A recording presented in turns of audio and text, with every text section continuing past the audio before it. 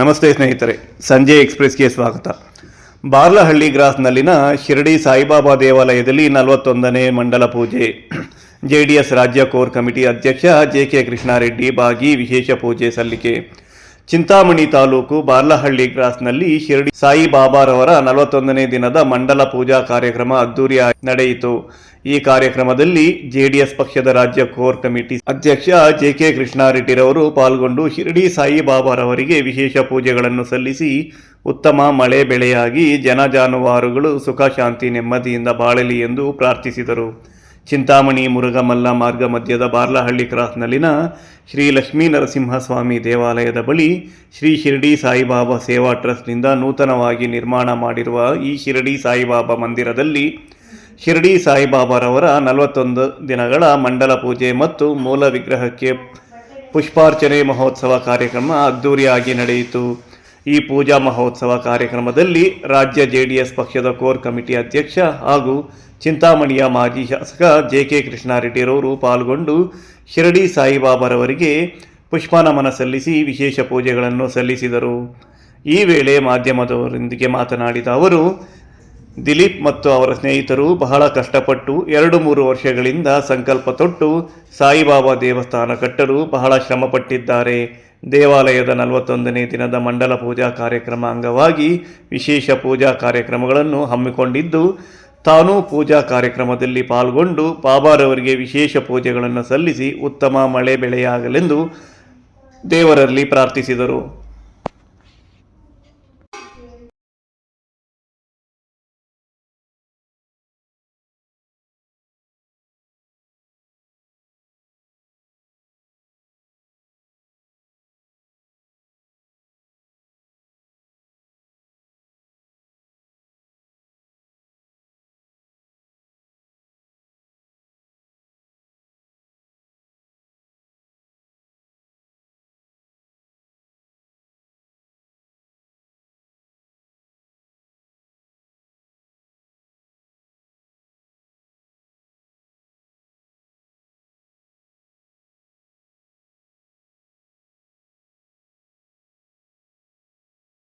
ಸ್ನೇಹಿತರು ಭಾಳ ಕಷ್ಟಪಟ್ಟು ಅವರ ಸುಮಾರು 2-3 ವರ್ಷಗಳಿಂದ ಸಂಕಲ್ಪ ಮಾಡಿ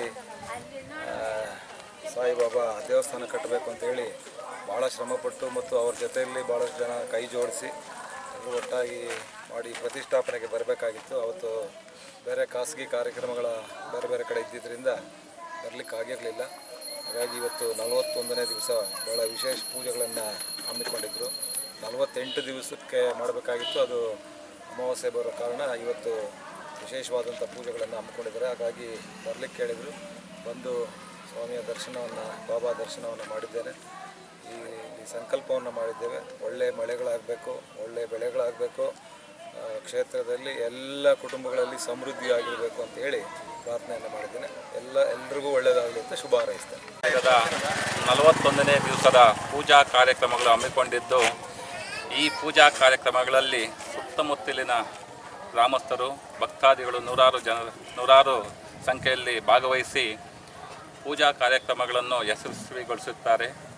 ಮುಂದಿನ ದಿನಗಳಲ್ಲಿ ದೇವಾಲಯದ ಅಭಿವೃದ್ಧಿಗೆ ಮತ್ತು ಗೋಪುರದ ನಿರ್ಮಾಣಕ್ಕೆ ಭಕ್ತಾದಿಗಳು ತಮ್ಮ ಕೈಲಾದ ಸಹಾಯವನ್ನು ಮಾಡಬೇಕೆಂದು ಭಕ್ತಾದಿಗಳಲ್ಲಿ ಕಳಕಳಿಯ ಮನವಿ ಮಾಡುತ್ತಿದ್ದು, ಮುಂದಿನ ದಿನಗಳಲ್ಲಿ ದೇವಾಲಯಕ್ಕೆ ಹೆಚ್ಚಿನ ಸಂಖ್ಯೆಯಲ್ಲಿ ಭಕ್ತಾದಿಗಳು ಭೇಟಿ ನೀಡಿ ದೇವಾಲಯದ ಅಭಿವೃದ್ಧಿಗೆ ಮತ್ತು ಭಗವಂತನ ಕೃಪೆಗೆ ಪಾತ್ರರಾಗಬೇಕೆಂದು ವಿನಂತಿಸುತ್ತಾ, ದೇವಾಲಯದ ಗೋಪುರದ ಅಭಿವೃದ್ಧಿಗೆ ಜನರು, ಗ್ರಾಮಸ್ಥರು ಮತ್ತು ಭಕ್ತಾದಿಗಳು ಸಹಕರಿಸಿ ತಮ್ಮ ಕೈಲಾದ ಸಹಾಯವನ್ನು ನೀಡಬೇಕೆಂದು ಈ ಸಮಯದಲ್ಲಿ ಭಗವಂತನನ್ನು ಬೇಡಿಕೊಳ್ಳುತ್ತಿದ್ದೇವೆ.